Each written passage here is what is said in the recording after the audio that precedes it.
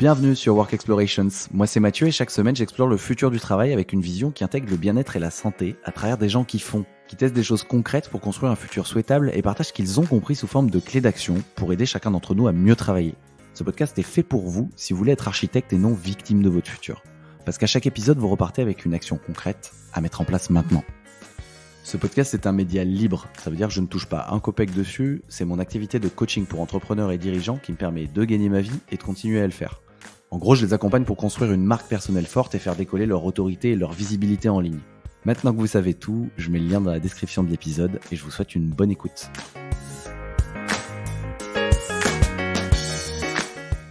Un dollar investi en santé rapporte entre 1,8 et 4 dollars à l'entreprise d'après une étude canadienne. Donc même s'il n'est plus à prouver que l'entreprise est une grande bénéficiaire de la santé de ses collaborateurs, ce qui est difficile pour une boîte, c'est de savoir comment investir pour y contribuer.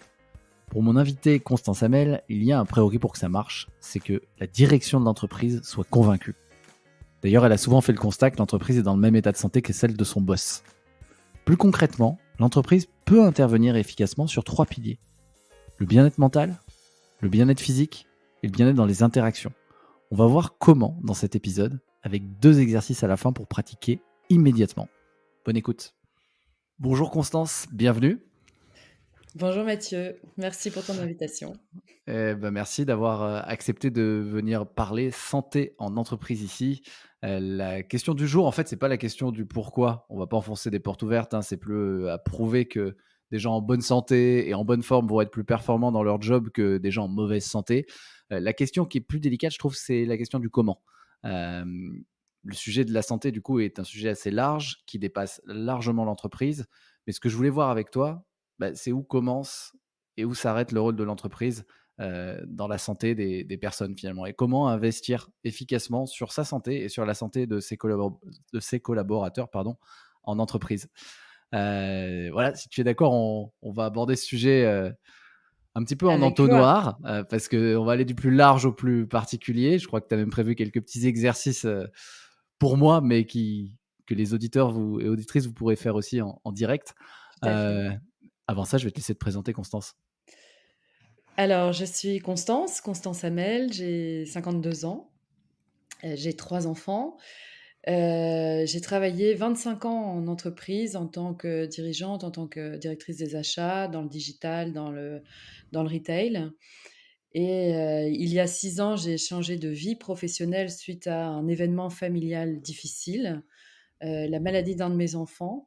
À ce moment-là, j'ai décidé de créer une association qui propose du coaching de santé aux patients, aux aidants et aux soignants en cancérologie. Et les premières personnes que j'ai accompagnées étaient des dirigeants. Et pour être très honnête, l'univers de l'entreprise me manquait. Alors je me suis dit qu'il y avait un un champ d'exploration du bien-être et de la santé en entreprise qui commençait par le dirigeant et que, il était urgent de mettre en place pour notamment éviter les maladies, quoi, et pour en tout cas les Hmm. préserver, le plus possible. Merci Constance. C'est vrai qu'on te dit souvent que la santé d'une boîte, une boîte est dans le même état de santé que celle de son dirigeant. Donc ça commence souvent par là. Bah, c'est Euh, tout à fait la baseline de Capsé, donc une des 2 entités que j'ai créées, c'est Capsé, conseil et accompagnement pour plus de santé en entreprise. Et effectivement, la baseline, c'est, la santé de votre entreprise commence par la vôtre. Parce que l'énergie que l'on porte, la vitalité que l'on porte, l'harmonie que l'on porte, l'équilibre que l'on porte, rayonne autour de nos plus proches collaborateurs et dans tout l'écosystème de l'entreprise. Et la deuxième entité, si je peux me présenter jusqu'au bout, pardon, c'est une association donc qui s'appelle la Vie Kintsugi, comme l'art de la réparation.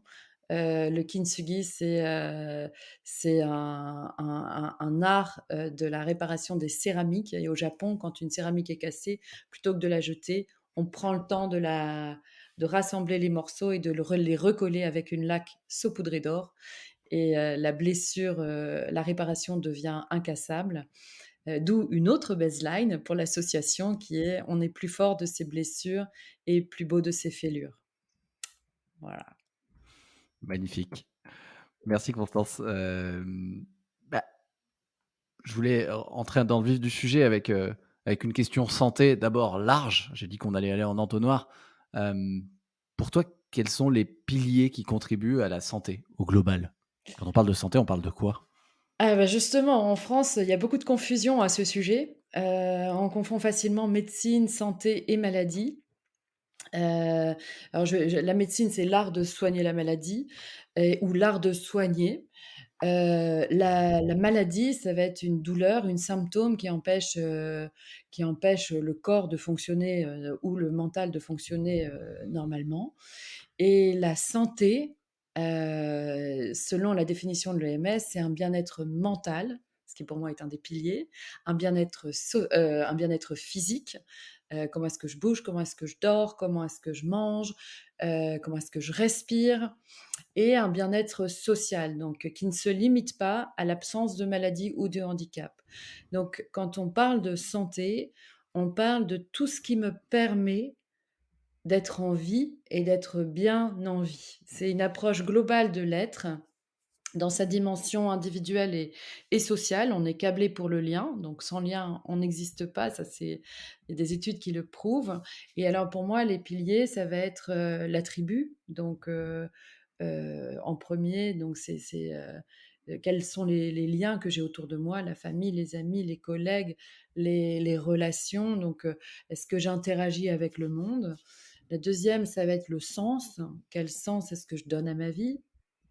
Pourquoi, pour qui est-ce que je me lève le matin? L'alimentation, comment est-ce que je me nourris?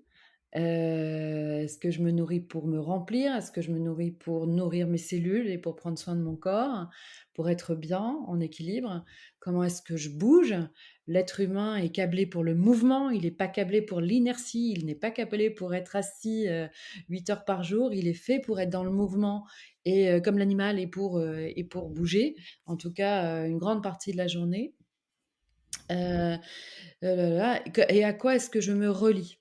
D'abord à moi-même, ensuite aux autres, à la terre sur laquelle je vis, à la lumière qui m'éclaire, mais est-ce qu'il y a quelque chose de plus grand que moi?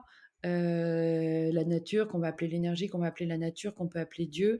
Donc ce sera une dimension peut-être un peu plus spirituelle. Donc pour moi, ce sont des piliers, tête, cœur, corps ou cœur, corps, esprit, je ne sais pas comment on va l'appeler, mais sur lesquels il est, important de se questionner en tout cas.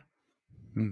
Donc tribu, sens que je donne à ma vie, alimentation, mouvement, spiritualité et ça, c'est des piliers qui sont plus de bien-être mental, bien-être physique et bien-être dans les interactions ou c'est des piliers qui contribuent? Bah, c'est C'est l'ensemble qui va contribuer, ouais. à la santé. En Ayurveda, il y a toute cette, donc la science, ancestrale, indienne, il y a tous ces piliers constituent des bases. Dans la naturopathie, je sais que les Mmh. piliers sont à peu près les mêmes. En médecine chinoise, sont à peu près les mêmes aussi. Donc quand on parle de lien, on parle de santé sociale. Quand on parle de sens, bah, ça va peut-être être le bien-être mental. Pourquoi, pour qui? Qu'est-ce qui me donne de la motivation? Comment est-ce que ça va orienter mes pensées? La spiritualité peut-être aussi. À quoi est-ce que je me connecte? Est-ce que je suis connectée à quelque chose de plus grand que moi? Heu, Après tout ce qui relève de l'alimentation, de l'exercice, bah, ça va relever de la santé physique, entre autres. Mmh.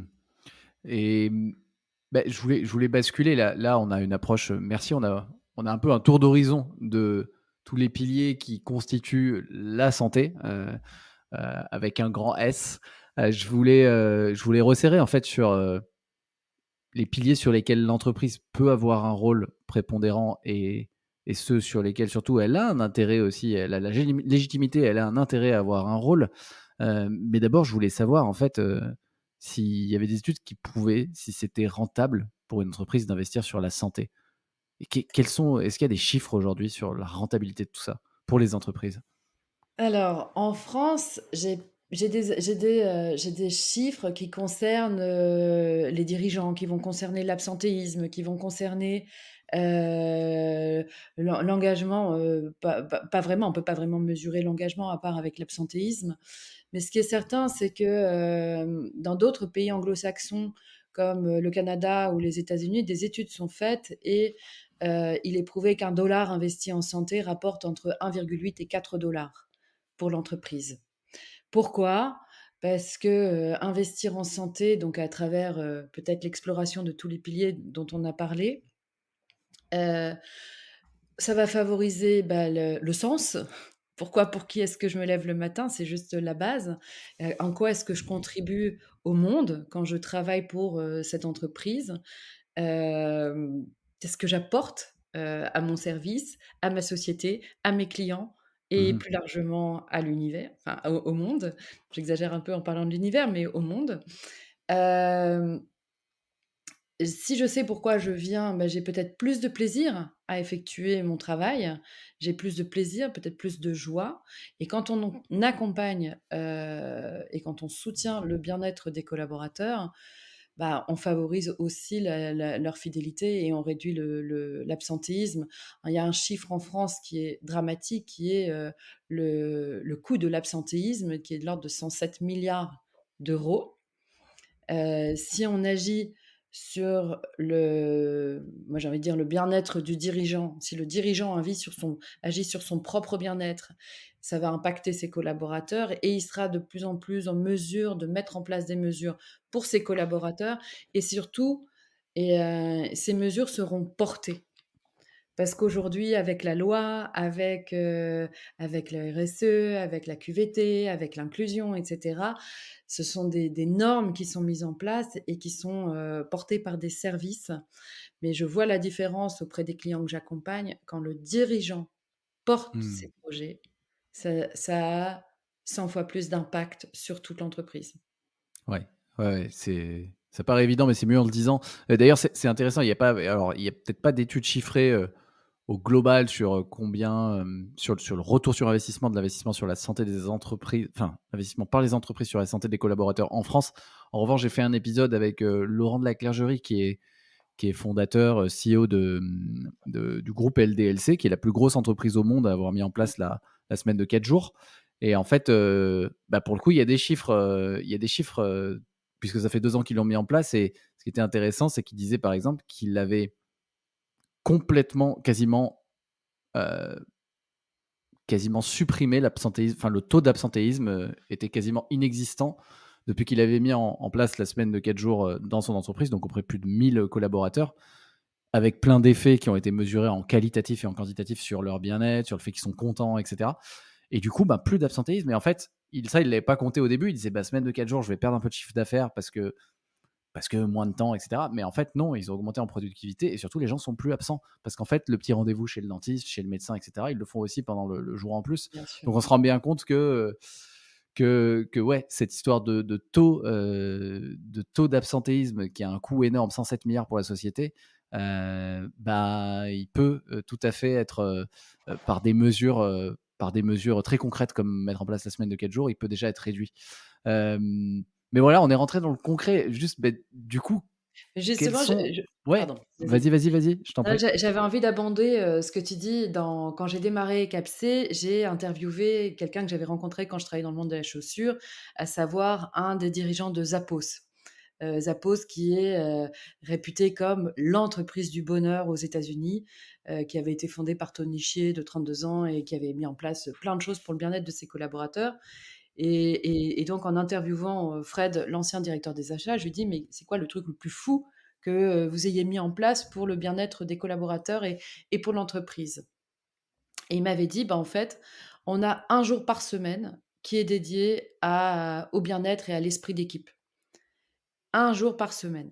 Je dis: «Ah bon et du coup qu'est-ce que vous faites pendant cette journée par semaine?»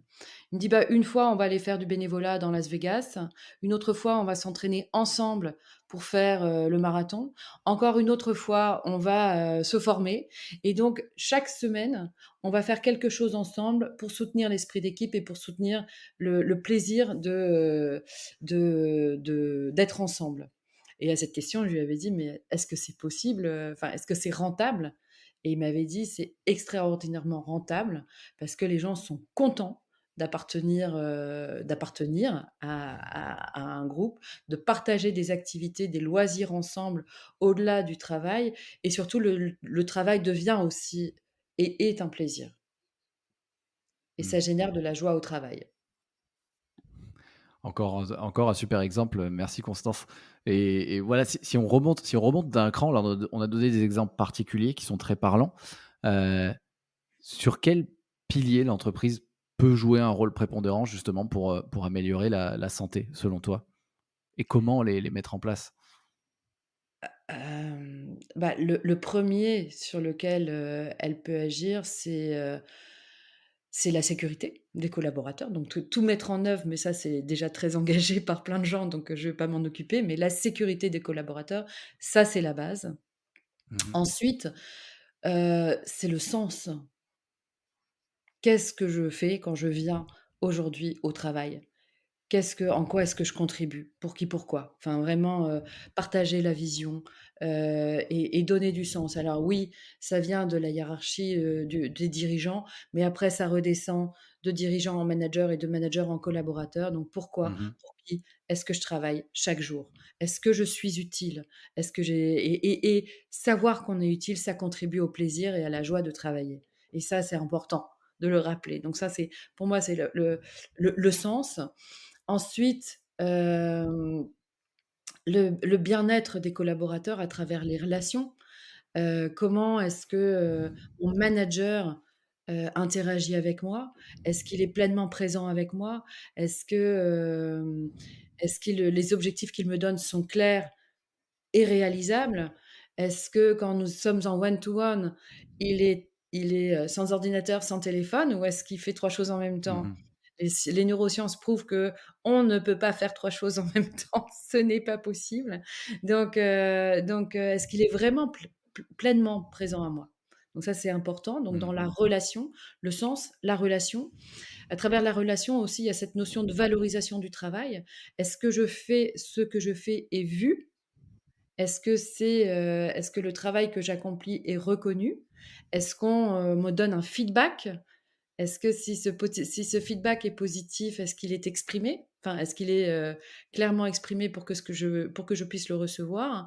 Et à l'inverse, si le feedback pourrait être négatif, est-ce qu'il est exprimé avec, douceur et bienveillance? J'aime bien dire à chaque fois à Ouais. un dirigeant, quand tu as quelque chose de négatif d'ailleurs envers toi-même en premier, est-ce que tu peux imaginer que tu te parles comme tu parlerais à ton enfant qui s'est trompé? Mmh. Ouais, ouais, et j'avais entendu une règle, alors c'est peut-être un peu bullshit, hein, mais c'est quand tu dois donner un feedback négatif à quelqu'un, essaie de lui donner 3 feedbacks positifs, d'abord. Donc Ouais, 3 ouais, plus pour un moins, ça va. c'est ça, c'est ça, mais c'est aussi dans la notion de feedback, de dire quelque chose de négatif de façon constructive, donc ça, c'est bien de Mmh. favoriser focaliser sur le positif, mais il y a aussi avant de porter un jugement, c'est peut-être de dire: «Qu'est-ce qui s'est passé? Est-ce que Ouais. je t'ai mal expliqué? Est-ce que tu avais bien compris ce que je te demandais?» Il y a aussi cette notion-là. J'aime bien utiliser, cette approche je crois que c'est africaine, c'est une approche africaine, d'éducation de l'enfant, qui dit que quand un enfant fait une bêtise, on ne gronde pas l'enfant. On va expliquer aux parents qui se sont mal exprimés. Mmh. Et j'aime bien cette approche parce que c'est très facile, c'est très facile. On va nous expliquer que ce qu'on fait, c'est nul. Bah, quand on dit à quelqu'un que ce qu'on fait, ça va pas, que ça n'a c'est pas bon, quelque part, ben, on ne l'aide pas à grandir et donc l'idée, c'est aussi quand on crée des relations, heu, bienveillantes, bah, c'est aussi permettre à l'autre d'évoluer et typiquement, quand on parle de santé, un collaborateur qui sent qu'il va grandir, qu'il va pouvoir se former, qu'on va lui permettre d'évoluer et de grandir, bah, on favorise aussi son engagement et son bien-être. Mmh. Merci, donc on a parlé de sens, on a parlé de bien-être dans les interactions, donc le fait qu'un manager soit en pleine présence, active, avec un vrai lien, que la juste place soit donnée, à l'autre, au collaborateur avec une reconnaissance du travail et cetera. Le fait qu'il soit pleinement là, donc pas en train de multitasker pendant un entretien ou une discussion.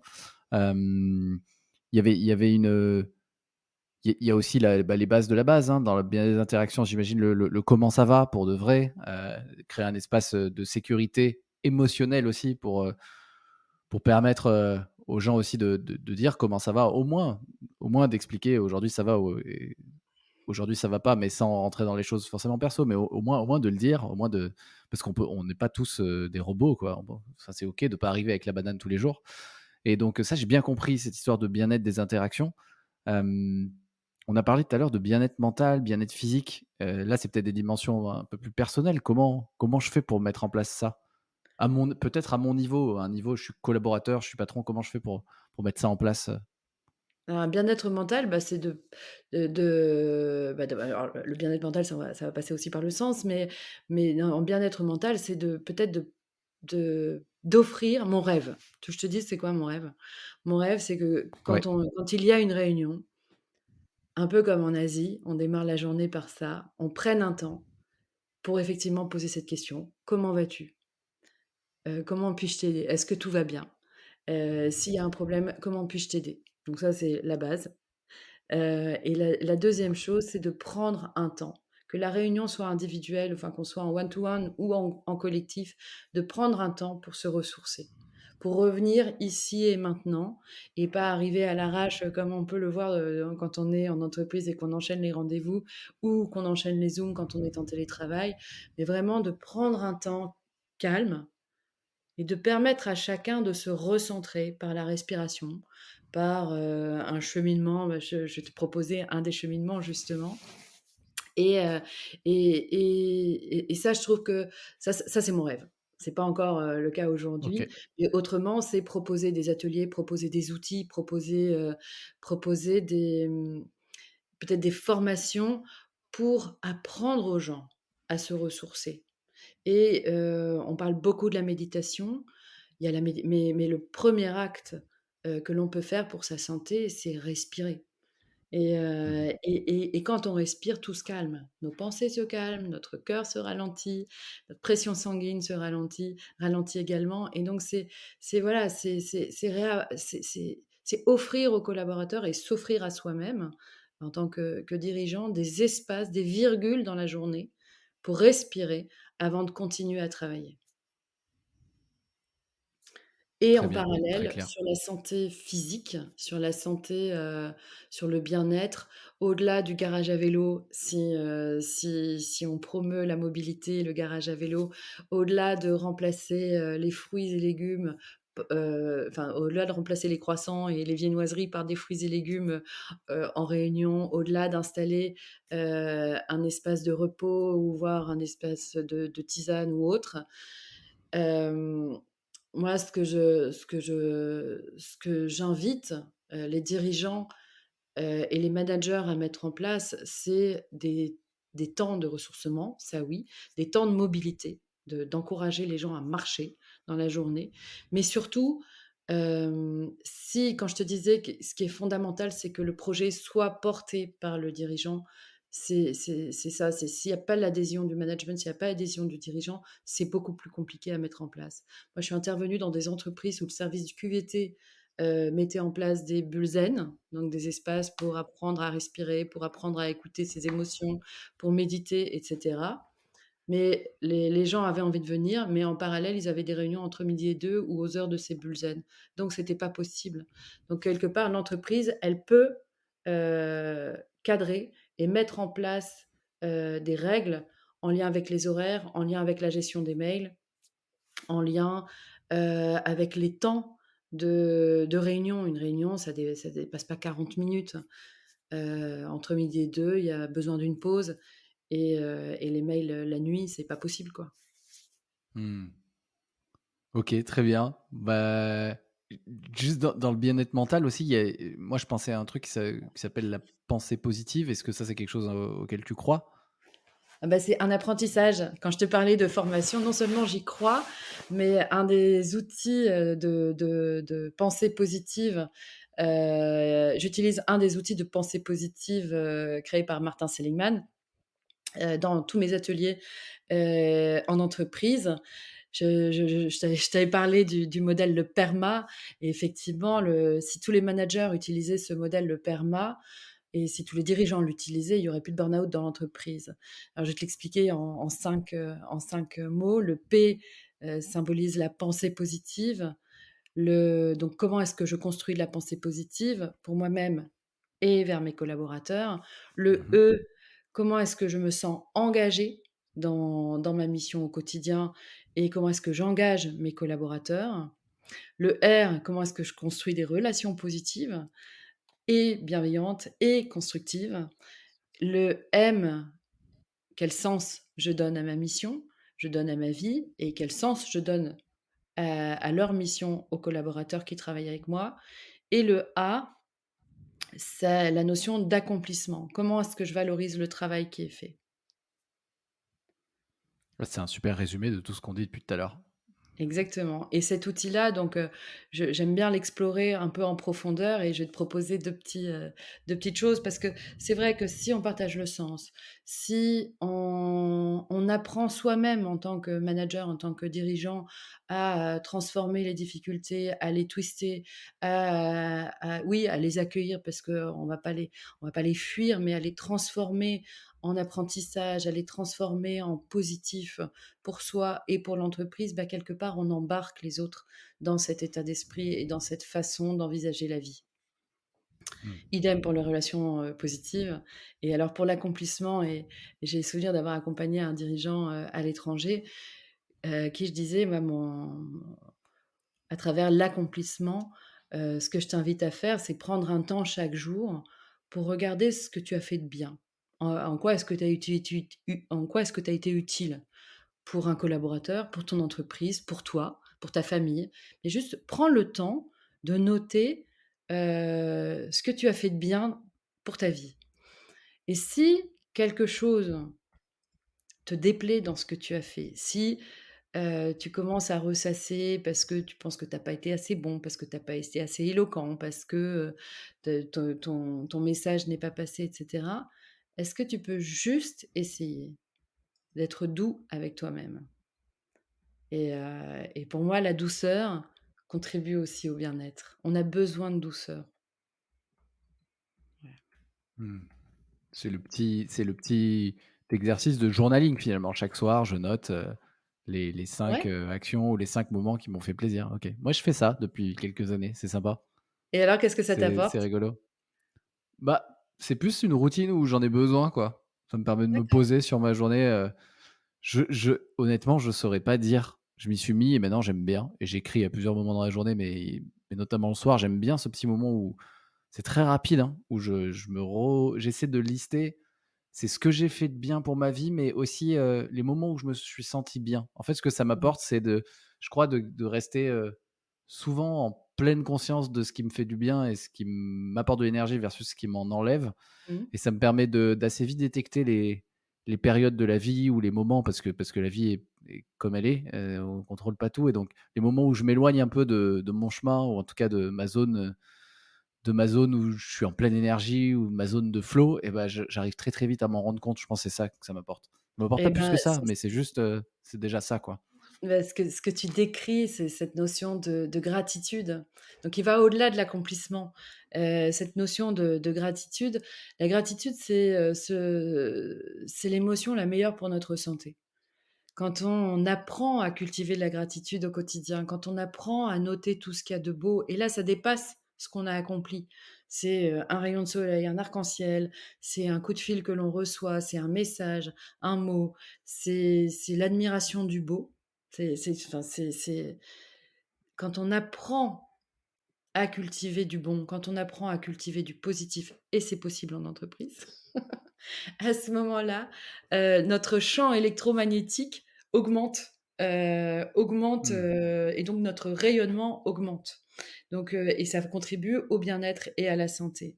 À l'inverse, heu, la honte, la culpabilité nous rétrécissent le champ énergétique et nous renferment à l'intérieur de nous et amènent de la contraction et du stress et du mal-être. Mmh. Donc Hyper intéressant. et il y a des études qui ont été faites qui disent que si tu commences à faire ce que tu dis, du journaling de gratitude, donc d'admiration de ce qui est, de bon, de beau dans ta vie, émanent de toi ou qui émanent de ton entourage ou de ton environnement ou du monde, à ce moment-là, tu entraînes ton cerveau. Au bout de, 20 jours, 21 jours, je crois, c'est 21 jours, tu entraînes ton cerveau et tu habitues ton cerveau à regarder le verre à moitié plein, à regarder le beau plutôt qu'à focaliser sur le négatif. Mmh. Tu m'avais promis quelques petits exercices, Ouais, Constance. Je suis curieux de savoir lesquels. Je crois qu'il y en avait un sur le bien-être mental, un sur le bien-être physique. ouais. Alors effectivement, il y en a un, c'est ce qu'on appelle et ça fait le lien avec ce qu'on vient de dire, c'est un état, que dans mon métier on appelle l'état coach. C'est encore des acronymes, je fonctionne beaucoup en acronymes, hein, qui fait opposition à l'état crash. L'état OK. crash qui signifie, que je suis contracté, réactif, que j'ai une analyse paralysante, ça veut dire que je rumine, que je suis séparée de moi, c'est l'exemple de la personne qui marche et qui te voit pas et que je peux devenir, haineux, à savoir, hostile, désagréable. L'état coach, à l'inverse, est une invitation à revenir dans ton centre, à revenir dans cet espace où tu es en sécurité à l'intérieur de toi, à ouvrir la cage thoracique, à ouvrir le cœur, à être pleinement présent, connecté, à ton environnement et en accueil de ce qui est, ce qui favorise l'acceptation. Donc ça, j'ai envie de te le proposer. Il se pratique de 30 secondes à, 5 minutes, mais on va le faire en 2-3 minutes si ça te va Ouais, et le deuxième exercice, c'est, ce qui nous manque, dans notre société, c'est la connexion avec notre corps. On va faire du sport, on va le faire on va prendre soin de lui en bougeant et cetera, mais pas forcément en l'écoutant et à l'inverse, dans notre quotidien, on va écouter notre mental et on nous a fait croire que, si le mental voulait, le corps suivrait. Moi, je crois à l'inverse, aujourd'hui, c'est que notre corps nous parle au quotidien, c'est que notre corps, à travers les douleurs, à travers, les sensations, à travers son mouvement ou son inertie, il nous explique, il nous dit ce qui est juste pour nous ou pas. Donc je vais proposer un exercice pour utiliser le corps un peu comme un baromètre avec c'est lequel parti. communiquer. Ouais, OK. je suis prêt. Alors, je t'invite à t'installer confortablement, soit debout, soit assis, mais si tu es assis, à poser les pieds au sol, à décroiser les jambes, à décroiser les bras. Si tu es tout seul, tu peux fermer les yeux, mais si tu es dans un espace avec beaucoup de monde, à regarder un point fixe ou à fermer les yeux, comme tu le préfères, et à prendre un temps pour inspirer. Inspirer longuement, profondément et expirer. Inspirez à nouveau et imagine que ton ventre gonfle, ta cage thoracique gonfle également. Et à l'expiration, tu dégonfles ta cage thoracique, tu dégonfles ton ventre. Et à la prochaine inspiration, je t'invite à porter ton attention vers ton centre. Le centre, c'est cet espace qui se trouve quelques centimètres sous ton nombril, au milieu de ton corps. Cet espace où se trouve ton énergie vitale, cet espace qui sait tout de toi, et tu peux y déposer tout ce qui te contrarie. Et de ton centre, à la prochaine inspiration, je t'invite à ouvrir ton cœur, à gonfler la cage thoracique et ouvrir ton cœur comme s'il s'agissait d'un ballon. Tu inspires, tu gonfles, tu expires, tu dégonfles.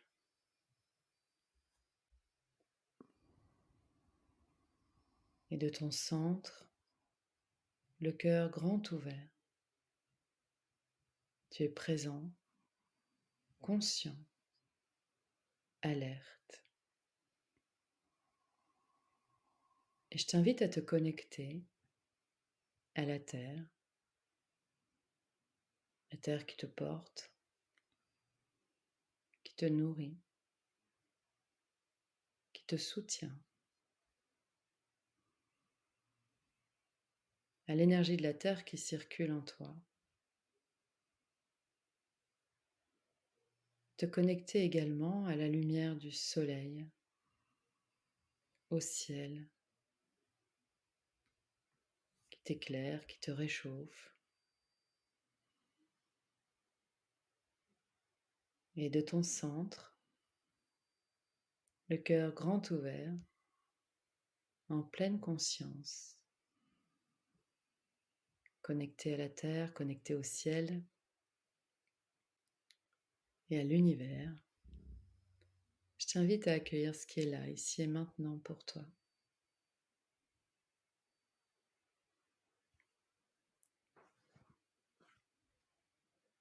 Et puis quand c'est OK, tu peux bouger les mains, les pieds et revenir ici et maintenant. Je suis là. Merci Constance. Alors, qu'est-ce Merci beaucoup, ça fait du bien. bah ouais, comment est-ce que tu te sens justement après ce petit exercice qui a pris quoi? 3 minutes, 4 minutes? Eh bien, ouais, je me sens, ouais, calmé, apaisé, heu, je me suis senti, ouais, un peu dans le silence, plus que ouais, connecté aussi, aussi à toi. Je m'imaginais qu'en fait, à un endroit, on n'est pas là, on enregistre à distance, mais en fait, il y a un endroit, quelque part en France, où tu es en train de dire ces mots et c'est marrant. Je me disais: «C'est rigolo que je par la connexion, par des connexions, du ciel, de la terre, de ce qu'on veut, là, du micro, des oreillettes, en fait, on arrive à être connecté alors qu'on est à distance et que certainement des gens entendront ça, quand l'épisode va sortir et ils seront connectés aussi à toi, à nous. Enfin, ouais, c'est cool. Bah Sentiment voilà, de connexion. bah super, bah pareil. Bienvenue à ça. Et justement ce petit outil qui dure pas très longtemps, il est comme un muscle. Plus on va le pratiquer, plus on va juste penser à cet état de centrage, juste en avoir l'idée et on ressentira pardon, ces bienfaits intérieurs. Donc moi je t'invite à le pratiquer et j'invite tous ceux qui l'écouteront à vraiment à le pratiquer au quotidien, entre 2 réunions, entre la vie pro, la vie perso, juste après un état de stress pour revenir en soi. Parce que quand on revient en soi, on est plus ouvert, on est plus clair pour prendre les décisions les plus justes pour soi et pour, l'entreprise. Mmh. Voilà, Merci pour ça ce c'était premier exercice de respiration. alors le deuxième exercice, c'est un exercice que je pratique, avec les gens que j'accompagne et que j'utilise aussi avec les enfants. C'est un exercice que j'adore, qui s'appelle le jeu de la vérité. Et le jeu de la vérité, pour aller explorer comment notre corps réagit à tout ce que nous vivons et à partir de ces réactions, c'est de prendre conscience que quand le corps bloque, quand le corps, a une réaction qui peut être douloureuse, c'est que quelque chose a besoin d'être entendu, voire peut-être soutenu, voire peut-être modifié dans ma vie pour que ça redevienne fluide. Donc c'est cet exercice, je vous l'invite, à l'utiliser vraiment comme un baromètre. Comme, voilà et apprendre à écouter votre corps pour, vivre votre vie le plus en harmonie possible. Alors de la même manière que vous étiez d pour l'exercice précédent que tu étais pardon, pour l'exercice précédent, je t'invite à t'installer confortablement, à fermer les yeux, si tu es à l'aise avec ça et te remémorer un moment qui a été bon pour toi, un moment positif, joyeux, un moment récent, idéalement, et prends le temps d'observer la scène, de regarder les images, les personnes qui y sont présentes, le paysage dans lequel cette scène a lieu. Prends le temps également d'entendre les sons, les interactions s'il y en a ou le silence s'il en est, et observe les sensations physiques que ce moment te procure. Qu'est-ce qui se passe en toi quand tu te remémores ce moment? Est-ce que c'est agréable? Est-ce que c'est chaud? et si c'est agréable et si ça te fait du bien, je t'invite à le respirer encore une ou 2 fois.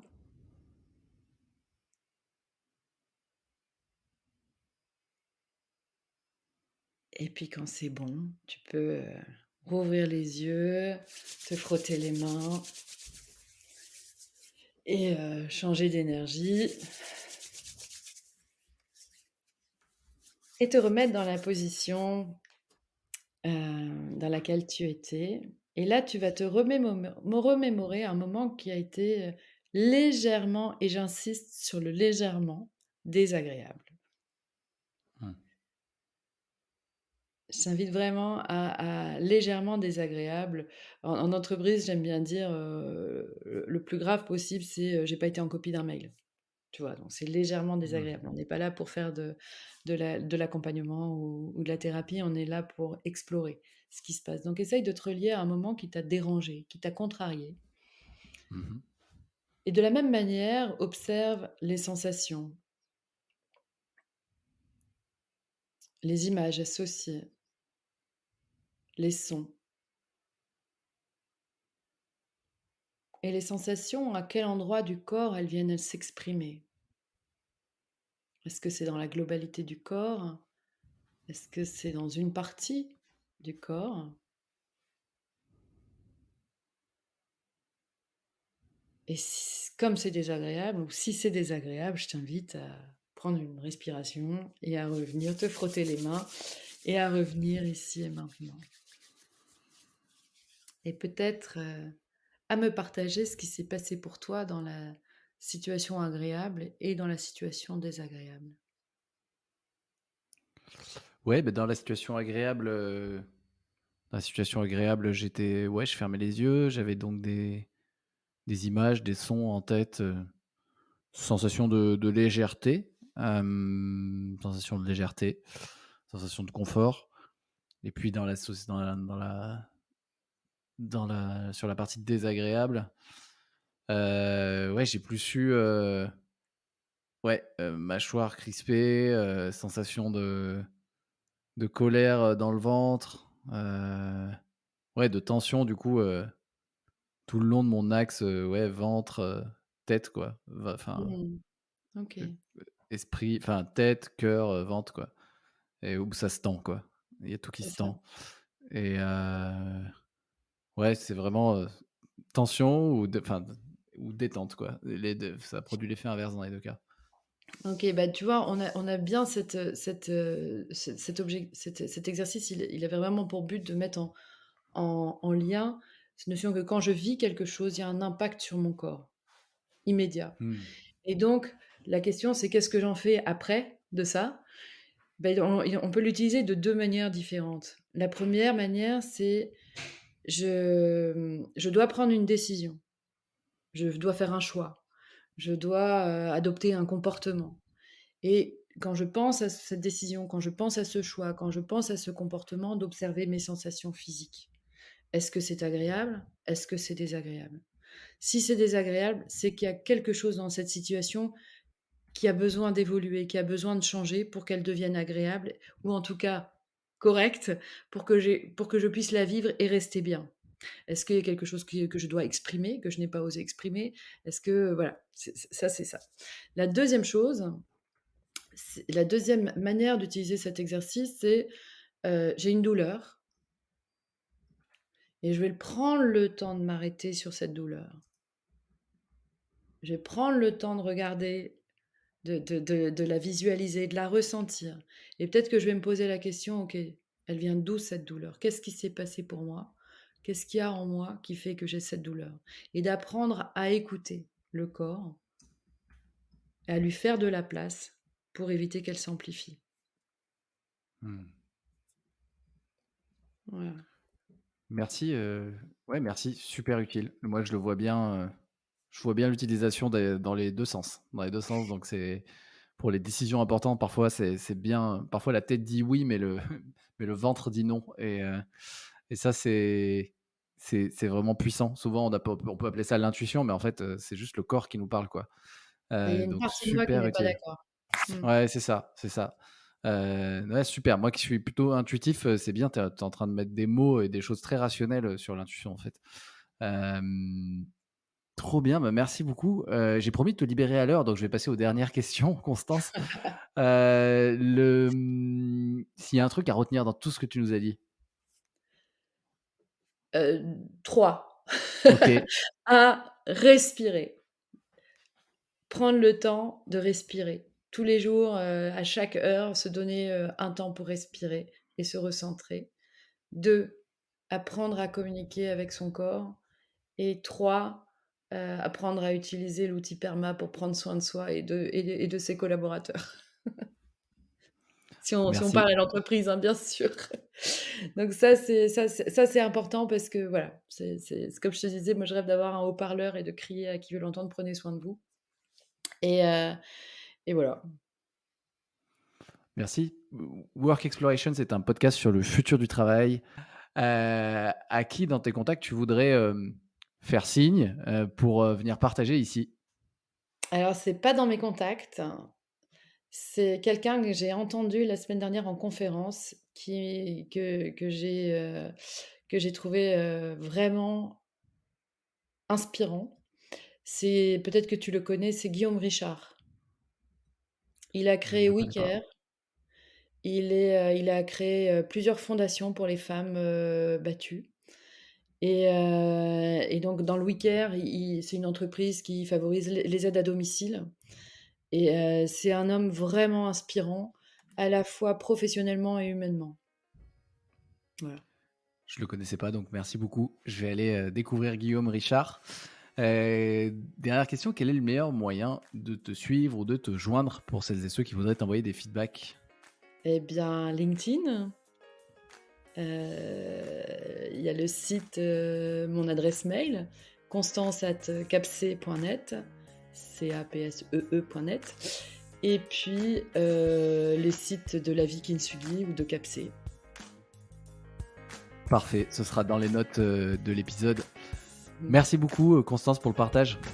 Merci à toi Mathieu, vraiment.